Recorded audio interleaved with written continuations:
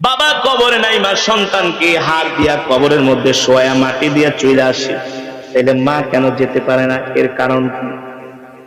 এর কারণ হলো আল্লাহ তাআলা মায়ের অন্তরের মধ্যে এত ভালোবাসা সন্তানের প্রতি দান করছে রে বাবা। এই পৃথিবীর কোন মা তার সন্তানকে কবরের মধ্যে নিজের হাত দিয়া শোয়া সে কখনো আর ওই কবর থেকে জমিনে উঠতে পারবে না। মা জায়গার মধ্যে স্টক করে মারা যাবে, মা জায়গার মধ্যে শেষ হয়ে যাবে। আর এই সন্তানকে 10 মাস 10 দিন গর্ভে ধারণ করে এত বড় করে আজকে সন্তান মারা গেল, সন্তানটাকে কবরের মধ্যে শোয়া আমি জনম দুঃখিনী মা কিভাবে কবর থেকে সন্তানকে রাইখা উঠা যায়? মা পারবে না, পারবে না, একটা চিৎকার দিয়া ওই জায়গার মধ্যেই বেহুশ হয়ে যাবে, ঠিক কিনা বলেন? এর কারণ হলো মা মাত্র 10 মাস 10 দিন সন্তানকে গর্ভে ধরার কারণে সন্তানের প্রতি এত ভালোবাসা মায়ের, এত ভালোবাসা মায়ের, এত ভালোবাসা মায়ের।